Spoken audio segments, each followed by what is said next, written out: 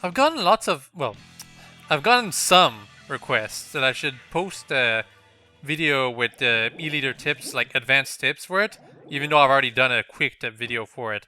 I'm not going to do that right now because, well, for one, I haven't covered half of the basic weapons yet. I haven't even covered any of the sub-weapons yet. Not the, like, there's also the specials and the stages and a whole bunch of other stuff I want to do quick tips on, so... I'm not gonna do an advanced tip video for the e-leader just yet, or anytime soon, unfortunately. But I can post videos of me playing with the e-leader and just give some tips on those videos. I'm being quite a bit like cowardly right now because there's an enemy e-leader and she's pretty decent, he or she. I think it's Lynn, her name, or either Lynn or no, Tiny. I think Tiny with like some kind of a team name at the beginning. She's not too bad. I'm keeping my distance, but it's actually not a bad idea to go in the center with the E-leader in this map. It's pretty wide open. There's fairly obvious spots where the enemy can hide. And since I've got the custom E-leader, I can actually handle myself when my Kraken special is ready.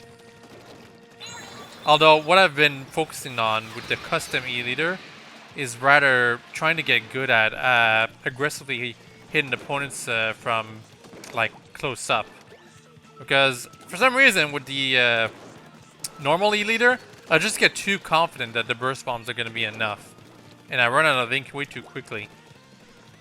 The burst bombs probably are much better for melee situations than the custom E-leader is, but you really have to get used to just using your basic attack with the E-leader. Right there I hit that opponent because I really want to just like make them pop their special.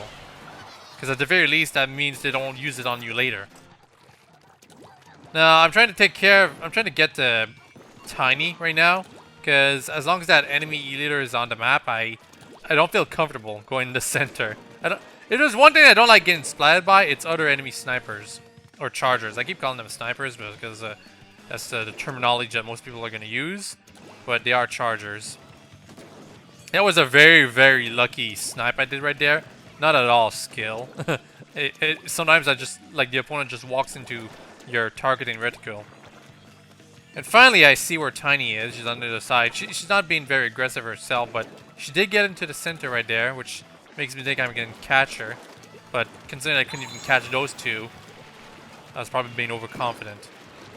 So Kraken's not working out for me. I decide, you know what, enough is enough. No more staying in my base, no more staying in the center, let's go into the enemy base. Someone's following me, and when someone's following you, it's actually relatively easy to catch them with your charger. You just have to jump somewhere, turn back, and you'll catch them. And finally, I managed to catch Tiny right there. That was the entire goal I had in mind, this entire match.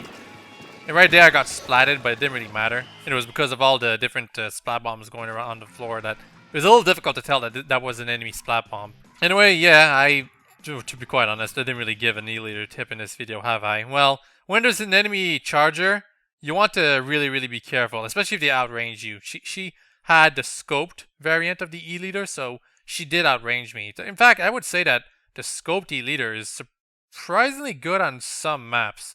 In more towers, I always figured that scoped or unscoped the E-leader was good enough. But in Museum d'Alphonse, no, I feel the extra range actually helps a lot. I still prefer the unscoped variants though.